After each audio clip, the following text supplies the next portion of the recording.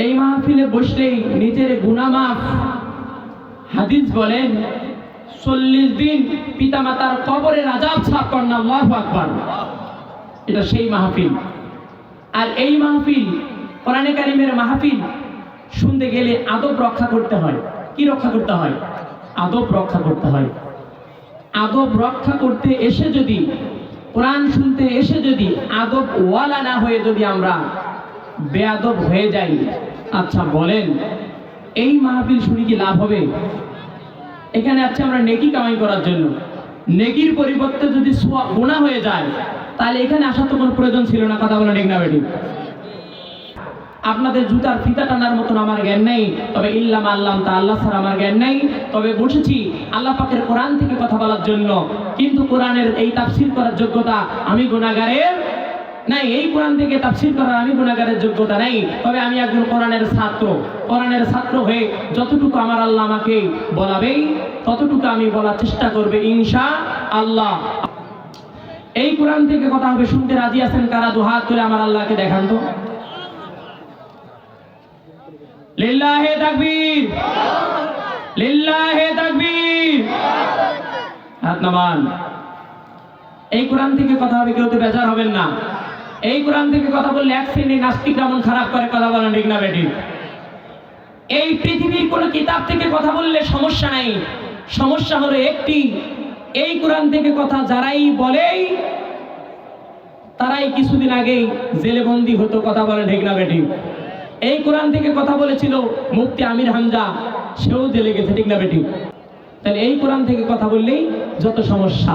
কিন্তু আমার ভাইয়েরা, এই কোরআনে কারীমের মধ্যে বলে সুদের কথা কি আমি বলছি?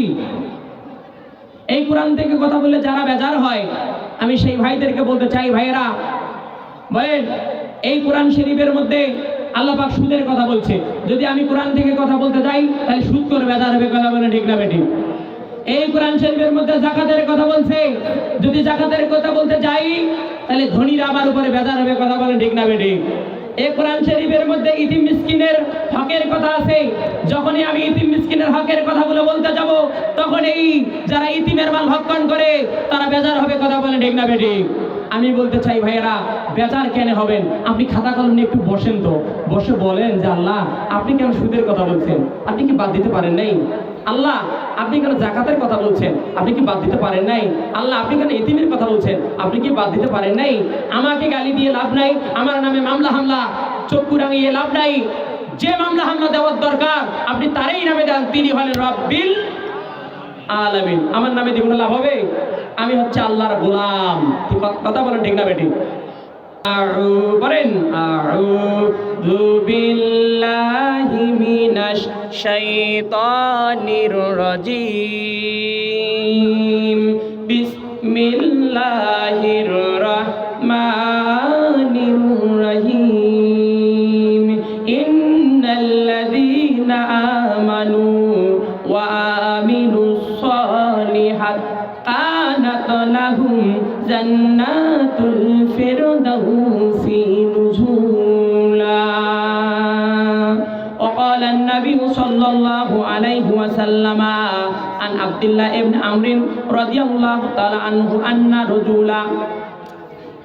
رجلا سأل رسول الله صلى الله عليه وسلم أي الإسلام خيرا؟ قال طيب الطعام وتقرأ على سلما عرفت ومن لم تعرف. رواه البخاري. إن الله وملائكته يصلون على النبي يا أيها الذين آمنوا صلوا عليه وسلموا تسليما. اللهم سيدنا مولانا محمد وعلى علي سيدنا مولانا محمد. এতই দরুদি পড়ি হে রাসূল, মনের তৃপ্তি মেটে না। এতই দরুদি পড়ি হে রাসূল, মনের তৃপ্তি মেটে না। মরণকালে দিও দেখা, রোজ হাসরে দিও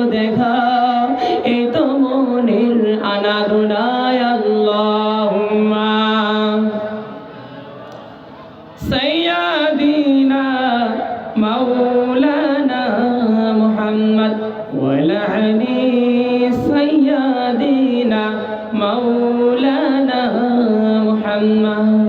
সমুদয় প্রশংসা সেই মহান রব্বে কারীমের দরবারে, সমুদয় প্রশংসা সেই মহান রব্বে কারীমের দরবারে, যে মহান রব আপনাকে আমাকে এ পর্যন্ত সুস্থ রেখে আশা এবং বসার মতন তৌফিক দান করলেন।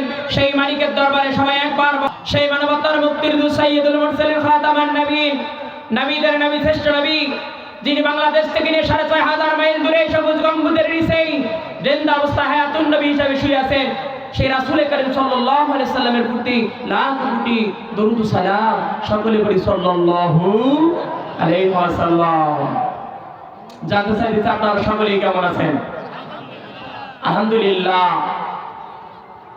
ইমানদারদেরকে ভালো রাখে কে? মুমিনকে ভালো রাখে কে? আল্লাহ পাক রাখে। সব সময় খারাপ থাকে সেই সমস্ত জুলুম বাজার মুনাফিকরা। কথা বলেন ঠিক না বেঠিক?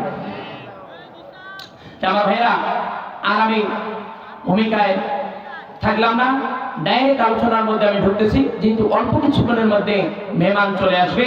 মেহমান আসতেই আমি মাইক ছেড়ে দেবো ইনশাআল্লাহ।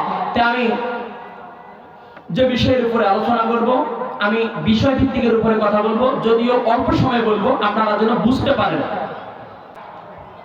কথা হবে কম, আমল হবে বেশি, আল্লাহ হবেন খুশি, আর আমরা হব সকলেই জান্নাতবাসী। কথা বলেন ঠিক না বেঠিক? খুব অল্প সময়ের ভিতরে আমি ছেড়ে দেবো। তাই আমার ভাইরা, তাই আমি যে বিষয়ের উপরে কথা বলবো, দুইটি কাজ করলেই জান্নাত। কয়টি কাজ? সবাই বলেন। দুইটি কাজ করলে জান্নাত। আর একটা পয়েন্টের উপরে আমি কথা বলবো শুধুমাত্র মাদের জন্য। অসংখ্য মা বোনগুলা এই মাহফিলগুলো শুনতে আসেই, কিন্তু অনেক সময় দেখা যায় বক্তা আলোচনা করতে করতেই মহিলা সম্পর্কে বলতেই পারে না, লাস্টে বলে যায় নারীদের জন্য 4টা কাজ করলে জান্নাত। 1 নম্বরে নামাজ, 2 নম্বরে রোজা, 3 নম্বরে হচ্ছে পর্দা, 4 নম্বরে হচ্ছে স্বামীর খেদমত। কিন্তু সামনে দুইটা ভালো কথা, যে 1 নম্বরে নামাজ, 2 নম্বরে রোজা, এই দুইটাতে নারী বেদার হয় না। যখনই কওয়া যায় পর্দা আর স্বামীর খেদমত, তখনই মুখ কাউয়ে গালা করে। কথা বলেন ঠিক না বেঠিক? আচ্ছা, আমি এই পয়েন্টের উপরে করব না, আমি যে বিষয়ের উপরে করব সেটা হচ্ছে নারীরা পারিবারিক জীবনে যদি 10টি নবীজির সুন্নাহ পালন করে, তাহলে ওই নারীগুলোকে স্বামী পাগলের মতো ভালোবাসবে। তাহলে স্বামীর ভালোবাসা পেতে হলে নবীজির 10টি সুন্নাহ পালন করতে হবে। কয়টি? 10টি। আমার ভাইরা, যারা আমি গুনাহগারকে প্রজেক্টরের মাধ্যমে দেখতেছেন এবং শুনতেছেন, আপনাদের বিষয়ে আলোচনা হবে, আপনারা অধৈর্য হবেন না। তাহলে আমি বললাম 2টি কাজ করলে জান্নাত পুরুষ ভাইদের জন্য করব, নারীদের আলোচনা আছে সেখানে। আর ডাইরেক্ট আমি নারীদের উপরে একটি পয়েন্টের উপরে কথা বলবো। নারীরা যদি, মহিলারা যদি পারিবারিক জীবনেই বিশ্ব নবীর 10টি সুন্নাহ পালন করে, তাহলে ওই নারীকে, ওই মহিলাকে স্বামী পাগলের মতো ভালোবাসবে। বলেন বিষয়টা কি খারাপ লাগে? কথা বলেন, খারাপ লাগে? আমার ভাইরা গভীর কালাম, আল্লাহ পাক বলে বান্দারে, আমি আল্লাহ পাক ঘোষণা করে দিলাম বান্দারে, 2টা কাজ যদি করতে পারো, আমি রব্বুল আলামিন ঘোষণা করে দিলাম বান্দারে, মৃত্যুবরণের পরে আমি আল্লাহ তোমাকে জান্নাতের মেহমান বানিয়ে দেব। জোরে গান সুবহানাল্লাহ। রব্বুল আলামিন বলে বান্দারে, 1 নম্বরে বান্দারে, ইন্নাল্লাযীনা আমানু, ভাইরা গভীর কান লাগান, ইন্নাল্লাযীনা আমানু, নিশ্চয়ই যারা ঈমান আনবে। কি আনবে? নিশ্চয়ই যারা ঈমান আনবে। ঈমান কি? বন্ধুরে গভীর কান লাগাও। অনেক ভাইয়েরা মনে করে আমরা নামাজ পড়ি, আমরা 7 হাতি পাগড়ি পড়ি, আমরা মদিনা শরীফের আতর লাগাই, আমরা মনে হয় ঈমানদার। না না না বন্ধুরে, ঈমানদার না। ঈমানদার যদি হতে চাও, দেখো আল্লাহ কত সুন্দর চমৎকার কথা বলছে বান্দারে, ইন্নাল্লাযীনা আমানু, নিশ্চয়ই তোমরা ঈমান আনো। এখন বন্ধু ঈমান কি? ঈমানের প্রথম সংজ্ঞাই হলো লা ইলাহা, বলেন লা ইলাহা ইল্লাল্লাহু মুহাম্মাদুর রাসূলুল্লাহ। ইমানের প্রথম সংখ্যা হচ্ছে কালেমা লা ইলাহা ইল্লাল্লাহ মুহাম্মাদুর রাসূলুল্লাহ। এই ব্যক্তির এই কালেমাটা পড়ার সঙ্গে সঙ্গে এই ব্যক্তিটা হয়ে গেল ঈমানদার। আমার নবী বলেন সাহাবীরা রে, তোমরা প্রতিদিন সকালবেলা ঘুম থেকে জাগরিত হওয়ার পরে তোমরা কালেমা তাইয়্যিবা লা ইলাহা ইল্লাল্লাহ মুহাম্মাদুর রাসূলুল্লাহ তোমরা পড়ো। যদি এই কালেমা যদি তোমরা ঘুম থেকে ওঠার পরে যদি তোমরা প্রতিদিন যদি বলতে পারো, সাহাবীরা রে, আল্লাহ পাক প্রতিদিন তোমার ঈমানকে নতুন নতুন বানিয়ে দেবে। জোরে কান সুবহানাল্লাহ। তাহলে এখন বুঝলাম কালেমা বললে ঈমানদার, কিন্তু কালেমা বললে ঈমানদার ঠিক আছে কথাটা, কিন্তু শর্ত আছে। হযরতে আবু হুরায়রা রাদিয়াল্লাহু তাআলা আনহু ওমর রাদিয়াল্লাহু তাআলা আনহুর সামনে গিয়ে বলেছিলেন, মান ক্বালা লা ইলাহা ইল্লাল্লাহ ফাদাখালাল জান্নাহ। জীবনে কোন ব্যক্তি যদি একবার বলে মান ক্বালা লা ইলাহা ইল্লাল্লাহ ফাদাখালাল জান্নাহ, ওই ব্যক্তিটা জান্নাতের মধ্যে চলে যাবে। এই কথা বলার সঙ্গে সঙ্গে হযরত ওমর রাদিয়াল্লাহু তাআলা তিনি বললেন, আবু হুরায়রা, তোমাকে কে বলেছে মান ক্বালা লা ইলাহা ইল্লাল্লাহ ফাদাখালাল জান্নাহ? যে ব্যক্তি জীবনে একবার বলবে মান ক্বালা লা ইলাহা ইল্লাল্লাহ ফাদাখালাল জান্নাহ, ওই ব্যক্তি জান্নাতের মধ্যে চলে যাবে। আবু হুরায়রা রাদিয়াল্লাহু তাআলা বলেন, ওমর রে, এই কথাটা আমি বলি না, এই কথাটা বলেছে বিশ্বনবী। জোরে কন্যা সুবহানাল্লাহ। চলো তাহলে রাসূলের কাছে চলে যাই। এবারে আবু হুরায়রা ওমর রাদিয়াল্লাহু তাআলার সঙ্গে নবীজির কাছে গেলেন। যাওয়ার পর বললেন, ওমর রাদিয়াল্লাহু তাআলা বললেন, ইয়া রাসূলুল্লাহ, ইয়া হাবিবাল্লাহ, এই আবু হুরায়রা বলেছে মান ক্বালা লা ইলাহা ইল্লাল্লাহ ফাদাখালাল জান্নাহ। যে ব্যক্তি জীবনে একবার বলবে মান ক্বালা লা ইলাহা ইল্লাল্লাহ ফাদাখালাল জান্নাহ, ওই ব্যক্তি জান্নাতের মধ্যে চলে যাবে। ইয়া রাসূলুল্লাহ, ইয়া হাবিবাল্লাহ, ও নবী গো, এই কথা কি আপনি বলেছেন? এই স্বীকৃতি কি আপনি দিয়েছেন? বিশ্বনবী সাল্লাল্লাহু আলাইহি ওয়াসাল্লাম বলে, ওমর রে, হ্যাঁ, আমি বিশ্বনবী বলেছি, যে ব্যক্তি জীবনে একবার বলবে লা ইলাহা মান ক্বালা লা ইলাহা ইল্লাল্লাহ ফাদাখালাল জান্নাহ, সেই ব্যক্তি জান্নাতের মধ্যে চলে যাবে। ওমর রাদিয়াল্লাহু তাআলা বলেন, ইয়া রাসূলুল্লাহ, ইয়া হাবিবাল্লাহ, ও নবী গো, আপনি তো কথাটা এই রকম ভাবে বলতে পারতেন যে মান ক্বালা লা ইলাহা ইল্লাল্লাহ দাখালাল জান্নাহ, যে ব্যক্তি জীবনে একবার বলবে লা ইলাহা ইল্লাল্লাহ দাখালাল জান্নাহ, অতঃপর সে জান্নাতের মধ্যে শামিল হয়ে যাবে। ইয়া রাসূলুল্লাহ, ইয়া হাবিবাল্লাহ, নবী গো, আপনি তো এখানে ফা যোগ করেছেন, মান ক্বালা লা ইলাহা ইল্লাল্লাহ ফাদাখালাল জান্নাহ। ও নবী গো, তাহলে ফায়ের ব্যাখ্যা কি? আমার রাসূল বলে, ওমর রে, আমি ফায়ের অর্থ বুঝাইছি, ফায়ের ব্যাখ্যা বুঝাইছি।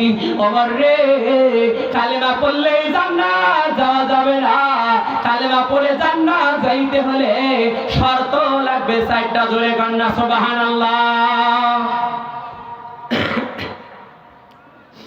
আমার কথা কি আপনারা বোঝেন? তাহলে আমার ভাইয়েরা গভীর কান লাগান, কালেমা পড়ে জান্নাতে যাওয়ার শর্ত কয়টা? সবাই বলেন কয়টা? নবীজি বলে, ওমর রে, কালেমা পড়ে জান্নাত যাইতে গেলে শর্ত লাগবে 4টা। 1 নম্বরে আল্লাহ পাক ফায়ের অর্থ, ওই যে বলছে মান ক্বালা লা ইলাহা ইল্লাল্লাহ ফাদাখালাল জান্নাহ, ফা, এই ফা শব্দের অর্থ বিশ্বনবী 4টা অর্থে করেছেন। 1 নম্বরে আল্লাহ যা হালাল করেছে তাকে হালাল হিসাবে মানতে হবে, আল্লাহ যা হারাম করেছে তাকে হারাম হিসাবে মানতে হবে, আল্লাহ যা আদেশ করেছে তাকে আদেশ হিসাবে মানতে হবে, আল্লাহ যা নিষেধ করেছে তাকে নিষেধ হিসাবে মানতে হবে। এই 4টা কাজ যদি ওমর রে আমার কোন উম্মত যদি করে, ওই ব্যক্তি মৃত্যুবরণের পর পরে আল্লাহর জান্নাতের মেহমান হয়ে যাবে। জোরে বলেন সুবহানাল্লাহ। তাহলে আমার ভাইরা, তাহলে কালেমা পড়ে জান্নাত যাওয়ার শর্ত কয়টা? কয়টা? 4টা। 1 নম্বরে আল্লাহ যা হালাল করেছে তা হালাল মানতে হবে, আল্লাহ যা হারাম করেছে হারাম মানতে হবে, আল্লাহ যা নিষেধ করেছে নিষেধ মানতে হবে, আল্লাহ যা আদেশ করেছে আদেশ হিসাবে মানতে হবে। কেননা এই কালেমা তো হিন্দু পড়তে পারে, ঠিক না বেটি? আমার ভাইয়েরা গভীর কান লাগান, আপনি তো কি কোরআন করতে পারেন? আপনার চাইতে কোরআন পড়তে পারে আবু জেহেল বেশি কথা বলে, ঠিক না বেটি? আপনি তো হলেন 1450 বছরের পরের মানুষ। এই কোরআনের বয়স হলো 1450 বছর। 1450 বছর পরেই পেয়েছেন আপনি কোরআন, আর 1450 বছর আগে পেয়েছে আবু জেহেল কোরআন। কথা বলেন, ঠিক না বেটি? এই আবু জেহেল কোরআন আপনার চাইতে বেশি বলতে পারে, এজন্য কি আবু জেহেল জান্নাত যাবে? আর আবু জেহেলের কথা মুই নাই কোন, আবু জেহেল ছাড়া সমাজের যে হিন্দু ভাইয়েরা আছে আপনার সাথে তারা তো কোরআন ভালোই পড়তে পারে, ঠিক না বেঠিক? এমনও হিন্দু ভাই আছে এই কোরআন পুরা 30 পারা তাফসীর করে দিতে পারবে, কথা বলেন ঠিক না বেঠিক? এজন্য কি তারা জান্নাত যাবে? বন্ধুরে না না না, তারা জান্নাত যাবে না। কেন যাবে না? ওই যে মান ক্বালা লা ইলাহা ইল্লাল্লাহ ফাদাখালাল জান্নাহ, যে ব্যক্তি জীবনে একবার বলবে মান ক্বালা লা ইলাহা ইল্লাল্লাহ ফাদাখালাল জান্নাহ, সে জান্নাত যাবে, কথাটা সত্য। কিন্তু ভাইয়ের 4টা অর্থ যদি আমল করতে পারে ওই ব্যক্তি মৃত্যুবরণের পর পরেই সোজা জান্নাতের মেহমান হয়ে যাবে। জোরে বলেন সুবহানাল্লাহ। তাহলে আমি বুঝালাম ইন্নাল্লাযীনা আমানু, নিশ্চয়ই তারা কি করবে? ঈমান আনবে। তাহলে 1 নাম্বার ঈমান বুঝালাম। 2 নম্বরে বন্ধু চলে আসেন। 2 নম্বর হচ্ছে ওয়া আমিলুস সালিহাত। ঈমান আনার পর পরেই তাকে কি করতে হবে? ভালো কাজ করতে হবে, নেক কাজ করা লাগবে, কথা বলেন ঠিক না বেঠিক? এবার আমার বন্ধুরে নেক কাজ কি? নেক কাজ হতে পারে মানুষকে সালাম দেওয়া, কথা বলেন ঠিক না বেঠিক? ভালো কাজ হলো মানুষকে কি দেওয়া? আমরা আজকে তো মানুষকে সালাম দিতে চাই না, সালাম আমরা মানুষকে বেছে বেছে দেই, আর উত্তরও আমরা বেছে বেছে দেই, কথা বলেন ঠিক না বেঠিক? টাকাওয়ালাদেরকে সালাম দেই, রিকশা চালকদেরকে আমরা সালাম দেই না, কথা বলেন ঠিক না বেঠিক? অথচ রিকশা চালক, যারা রিকশা চালক, ভ্যান চালক, এরাই হালাল খায়, কথা বলেন ঠিক না বেঠিক? আমার ভাইয়েরা, নবীজির কাছে একজন সাহাবী আসলেন। আইয়ুল ইসলাম খায়রা, হে নবী, ইসলামের মধ্যে সবচেয়ে ভালো কাজ কোনটি? নবীজি বললেন, সাহাবী রে, ইসলামের মধ্যে সবচেয়ে ভালো কাজ হলো 2টি। জোরে কান সুবহানাল্লাহ। ইসলামের মধ্যে সবচেয়ে ভালো কাজ কয়টি? 2টি। রাসূল বলেন এই পৃথিবীতে সবচেয়ে ভালো কাজ হলো 2টা। আইয়ুল ইসলাম খায়রা, ক্বালা তুইমুতওয়া। নবীজি বলেন ক্বালা তুইমুতওয়া, এই কলার ফেল কিন্তু যাবি না, এই কলার ফেল হলো নবী। ক্বালা তুইমুতওয়া, নবীজি বলেন মানুষক কি দেওয়া? খাদ্য দেওয়া। তুইমুতওয়া 1 নম্বরে হলো মানুষের খাদ্য দেওয়া। 2 নম্বর হলো ওয়া তাকরাউ আলা সুলামান রাব্দা ওয়া মান লাম তারিফ। নবীজি বলেন পরিচিত হোক আর অপরিচিত হোক তোমরা মানুষকে সালাম দাও। জোরে বলেন সুবহানাল্লাহ। পৃথিবীতে 2টি কাজ উত্তম কাজ। কয়টি কাজ? 1 নম্বর হলো মানুষকে খাদ্য দেওয়া, 2 হলো মানুষকে সালাম দেওয়া। আমরা তো আজকে খাদ্য বন্ধ করে দিছি, ইতিম মিসকিনের হক তো নিজেই খায়া ফেলবা লাগছি। 2 নম্বরে সালামটুকু আমরা মানুষের অহংকারে দেই না, কথা বলেন ঠিক না বেঠিক? আমার ভাইয়েরা, নবীজি বলেছেন যে ব্যক্তি সালাম আগে দিবে ওই ব্যক্তি অহংকার থেকে মুক্ত। আমার আল্লাহ তাকে বিনা হিসাবে মৃত্যুর পর জান্নাতের উঁচু মাকাম দান করবে। জোরে বলেন সুবহানাল্লাহ। কেননা আল্লাহর নবীর সবচেয়ে বড় হাতিয়ার ছিল মানুষকে সালাম দেওয়া, কথা বলেন ঠিক না বেঠিক? আমার নবীকে প্রশ্ন করা হলো, নবী গো, আপনি বলেছেন বাজার হলো সবচেয়ে খারাপ জায়গা আর মসজিদ হলো সবচেয়ে ভালো জায়গা, তাহলে সবচেয়ে খারাপ হলো বাজার আর ভালো হচ্ছে মসজিদ। এই মসজিদ ভালো জায়গা আর বাজার হলো খারাপ জায়গা। সাহাবায়ে কেরাম প্রশ্ন করলেন, নবী গো, ও নবী, আপনি বলেছেন বাজার খারাপ, কিন্তু আপনি প্রতিদিন প্রতিনিয়ত ঘন্টায় ঘন্টায় আপনি বাজারে যান কেন? নবীজি এই প্রশ্ন করার পরে আল্লাহর নবী বলে, সাহাবীরা রে, আমি বাজার যাই কেন তোমরা কি জানো? আমি বেশি বেশি বাজার যাই যেহেতু বাজারে মানুষের সমাগমটা বেশি। আমি রাসূল বাজারে যাওয়ার একটাই উদ্দেশ্য, বেশি বেশি লোকের সাথে সালাম বিনিময় করা। জোরে বলেন সুবহানাল্লাহ। তাহলে আমার নবী মানুষকে কি দিত? সালাম। বলেন আমরা মাঠে সালাম দেই? আমার ভাইয়েরা লম্বা নাই, তাহলে বেশি বেশি করে মানুষকে সালাম দিতে হবে, এটা হলো ভালো কাজ। 2 নাম্বার হলো মানুষকে খাদ্য দিতে হবে। আমার ভাইয়েরা রে, গভীর কান লাগো ভাইয়েরা, বেশি বেশি মানুষের সালাম আর খাদ্য কেন? আল্লাহ পাক কোরআনের আরেক আয়াত দ্বারা প্রমাণ করেছে, ওয়ালা ইয়াহুদু আলা তাআমিল মিসকিন। আল্লাহ পাক বলে বান্দারে যেদিন আমি হাসরের মাঠটা কায়েম করব ওই দিন আমি প্রতিটা মানুষকে আমি হাসরের মাঠে প্রশ্ন করব, এই হাসরবাসীরা আমি আল্লাহ পৃথিবীর জমিনে ক্ষুধার্ত ছিলাম, আমাকে কেন খাদ্য দেওয়া হয় নাই? আমি আল্লাহ পৃথিবীর জমিনে পিপাসার্ত ছিলাম, আমাকে কেন পানি দেওয়া হয় নাই? আমি আল্লাহ পৃথিবীর জমিনে বস্ত্রহীন ছিলাম, আমাকে কেন পোশাক দেওয়া হয় নাই? আমি আল্লাহ পৃথিবীর জমিনে নিঃস্ব হয়েছিলাম, আমাকে কেন টাকা পয়সা দিয়ে সাহায্য করা হয় নাই? সেই দিন হাসরবাসীরা বলবে আল্লাহ আপনি কি খানা খান, আপনি কি নিঃস্ব হন, আপনি কি বস্ত্রহীন হয়ে যান? তখন রব্বুল আলামিন বলবে গোলাম রে আমি আল্লাহ কি 30 পারা কোরআন নাজিল করি নাই? তোমরা কি এই কোরআন কি চোখ দিয়ে পড়ো নাই? এই কোরআনে কারিমের মধ্যে আমি আল্লাহ নিজেই ঘোষণা করেছি ওয়ালা ইয়াহুদু আলা তাআমিল মিসকিন।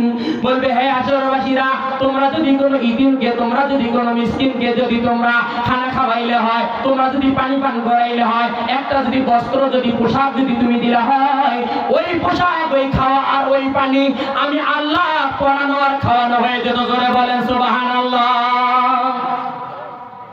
বলেন আমরা কি কেউ এই কাজটা করি? এই কাজ আমরা করি না, ঠিক না বেঠিক?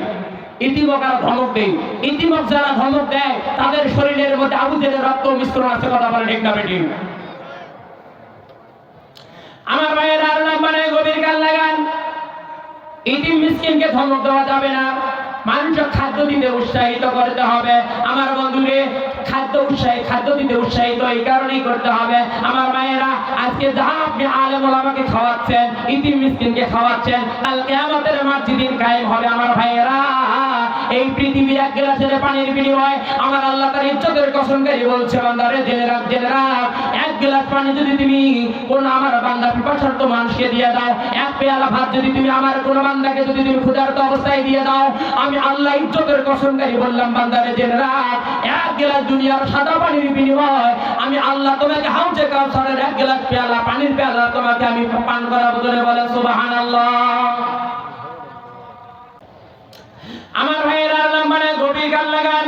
তাহলে এক নম্বরে বুঝলাম ইন্নাল্লাযীনা আমানু, নিশ্চয়ই তোমাদেরকে ঈমান আনতে হবে, আর ওয়া আমিলুস সালিহাত তোমাদেরকে ভালো কাজ করা লাগবে। এই দুইটা কাজ যদি করো বান্দারে আমি আল্লাহ পাক বলে দিলাম মৃত্যু বরণের পর তোমরাই আমার জান্নাতের মেহমান। জোরে বলেন সুবহানাল্লাহ। তাহলে এবার আসেন আমার বন্ধুরে, এটা ভালো কাজ। এবারে আসেন এই রকম কোরআনের মাহফিলটাতে চলবে, এই কোরআনের মাহফিলে সহযোগিতা করা কি ভালো কাজ না? কথা বলে না কেন? এটা ভালো কাজ। এখানে যদি আপনি দান করেন তাহলে আপনার জন্য কি লাভ হবে বন্ধুরে? আপনার জন্য লাভ হবে কি আমার ভাইয়েরা? এই মুহূর্তে মনে পড়ে গেল হযরত মুসা আলাইহিস সালামের একটা ঘটনা। হযরত মুসা আলাইহিস সালামের একজন উম্মত এসে হযরত মুসা নবীকে ডাক দিয়ে বলছেন, ও আল্লাহর নবী মুসা, তোমার কাছে আমার একটা প্রস্তাব, একটা আমার প্রশ্ন। ও আল্লাহর নবী মুসা, আমার একটা প্রশ্ন জানার জন্য ভিতরে আমার সাপ জাগলো। আল্লাহর নবী মুসা, আমি লক্ষ কোটি টাকা পৃথিবীর জমিনের মধ্যে আমি দান করেছি। ও আল্লাহর নবী মুসা, আমি জানতে চাই আমার লক্ষ কোটি টাকার মধ্যে আমার কোন দানটা আল্লাহর দরবারে কবুল হয়েছে। জোরে বলেন সুবহানাল্লাহ। কয় আমি এটা জানতে চাই কোন দানটা কবুল হয়ে গিয়েছে। এই দানটা জানতে যখন চাইলেন হযরত মুসা আলাইহিস সালাম বললেন, আমি এখন কিছুই বলতে পারবো না। প্রতিটা নবীর সঙ্গে কালেমা যোগ করা আছে। আদম সাবিউল্লাহ, ইব্রাহিম খলিলুল্লাহ, এই ইব্রাহিম খলিলুল্লাহ, আদম সাবিউল্লাহ, মুসা কালিমুল্লাহ, আর বিশ্ব নবীর নামের সঙ্গে যোগ করে দেওয়া হয়েছে লা ইলাহা ইল্লাল্লাহ মুহাম্মাদুর রাসূলুল্লাহ। এই বলে নারায়ে তাকবীর, নারায়ে তাকবীর। রুহুল ভাইয়ের আগমন যুব সমাজের পক্ষ থেকে, মাহফিলের পক্ষ থেকে নারায়ে তাকবীর। আমার ভাইয়ের আল্লাহ মানে গভীর কান লাগান। হযরত মুসা আলাইহিস সালামের উম্মত একটি টাকা দান, 1 লক্ষ কোটি টাকা দান করেছে। কোন দানটা কবুল হয়েছে এটা দানটা জানতে চাইলো। আমার ভাইয়ের হযরত মুসা আলাইহিস সালাম আল্লাহর সঙ্গে কথা বলার সঙ্গে জন্য চলে গেল। যাওয়ার পর রব্বুল আলামিনকে বলছে, আল্লাহ গো কেন এসেছে আপনার জানার কোনো বাকি নাই। ও রব্বুল আলামিন, আমার উম্মত তোমার বান্দা লক্ষ কোটি টাকা দান করেছে, তার দানের মধ্যে কোন দানটা কবুল হয়েছে আমি এটা জানতে চাই। আল্লাহ পাক বলে মুসা রে, তোমার উম্মত আমার বান্দা লক্ষ কোটি টাকা দান করেছে, ওই দানগুলোর মধ্য থেকে নিয়ে কোন দান কবুল হয় নাই, কেবলমাত্র সবেমাত্র একটি টাকা কবুল হয়েছে। জোরে বলেন সুবহানাল্লাহ। এই কথাটা জানার পরে, শোনার পরে এবার ওই উম্মতকে জানিয়ে দিল যে ও আমার উম্মত, তোমার লক্ষ কোটি টাকা দানের কবুল হয় নাই, কেবলমাত্র একটি টাকা কবুল হয়েছে। এই কথা বলার সঙ্গে সঙ্গে লোকটা বেজার হয়ে গেলেন। বেজার হওয়ার পরে বললেন, ও আল্লাহর নবী মুসা, আমার লক্ষ কোটি টাকা দান করেছি, কবুল হয় নাই, আমার আল্লাহ যে আমার একটি টাকা কবুল করে নিল, আমার আল্লাহ কি একটি টাকা কবুল না করলে কি আল্লাহর কি চলতো না? আল্লাহু আকবার।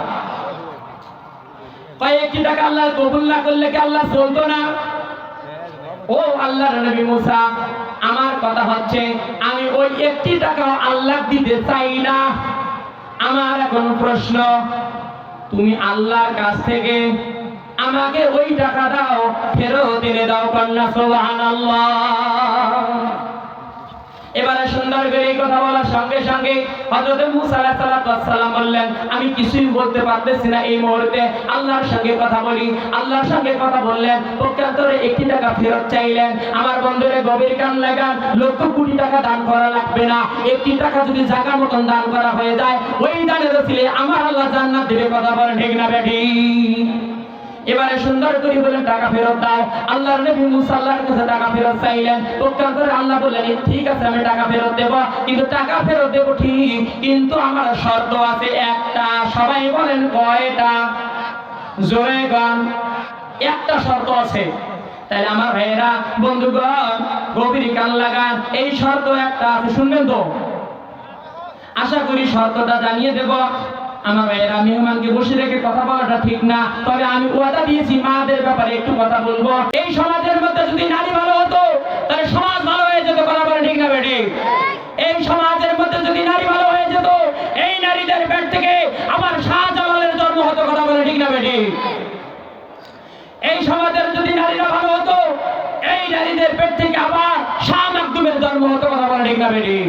কিন্তু সমাজের মধ্যে নারী ঠিক নাই, বুক পিট বাহির করে দিয়ে বেড়ায়। এদের পেট থেকে আল্লাহর ওলিদের জন্ম হবে না, ডাকাইতের জন্ম হবে। কথা বলে ঠিক না বেঠিক? আমার মায়েরা, গভীর কান লাগান, আর লম্বা করতে যাচ্ছি না। মায়েরা, নারীরা যদি পারিবারিক জীবনে যদি স্বামীর ভালোবাসা পেতে চায়, ওই নারীগুলাকে 10টি নবীর সুন্নাহর উপর আমল করতে হবে। এ মা, গভীর কান লাগা।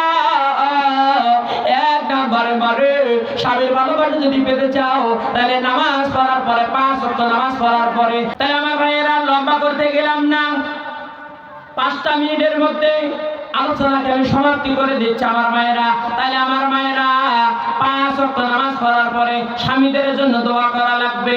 আমার মায়েরা, স্বামীদের জন্য দোয়া করলে স্বামী তোমাকে পাগলের মতো ভালোবাসবে। 2 নম্বরে মারে, স্বামীর বৈধ কথাগুলো তোমাকে জীবন দিয়ে হলেও শুনতে হবে, তাহলে স্বামী তোমাকে পাগলের মতো ভালোবাসবে। আমার মায়েরা, স্বামীকে তোমাকে হাসি খুশিতে রাখতে হবে, স্বামীকে সব সময় হাসি খুশিতে রাখতে হবে, তাহলে স্বামী তোমাকে পাগলের মতো ভালোবাসবে। কিন্তু মারে মা, স্বামীকে তো হাসি খুশিতে রাখো না, বর্তমানের জন্য তোমরা হাসি খুশিতে রাখো দেওয়ার বনেকে। কথা বলে ঠিক না বেঠিক? আর কাকা, বাটা বুলবুল, বাটা বুলবুল, বাটা ভরা পান, দুলে ভাই খাও বাটার ভান। ঠিক না বেঠিক? আমার মায়েরা, নবীজি বলেছে ডাইরেক্ট সাপের চাইতে ভয়ঙ্কর হচ্ছে দেওয়ার বনেই। কথা বলে ঠিক না বেঠিক? এই 2টা লোক তোমাকে যখন তখন সবল দিতে পারে। কথা বলেন না ঠিক না বেঠিক? আমার মায়েরা, দেওয়ার বনেই থেকে তোমরা হেফাজত হয়ে যাও। এই লোক 2টার ধারে কাছে যাবেন না। 4র্থ নম্বর হচ্ছে আমার মায়েরা, একজন রেগে গেলে আর একজনকে শান্ত থাকতে হবে। কথা বলেন ঠিক না বেঠিক? আমার মায়েরা, 5ম নম্বর আছে স্বামীর ভালো কাজের প্রশংসা করা লাগবে। স্বামীর ভালো কাজের প্রশংসা। 6 নম্বরে মায়েরা, স্বামীদেরকে নিয়ে মাঝে মাঝে আড্ডা দেওয়া লাগবে। কথা বলেন ঠিক না বেঠিক? স্বামীদেরকে নিয়ে যদি আড্ডা দাও, তাহলে স্বামী আর প্রক্রিয়া প্রেমের মধ্যে আর পড়বে না। কথা বলেন ঠিক না বেঠিক?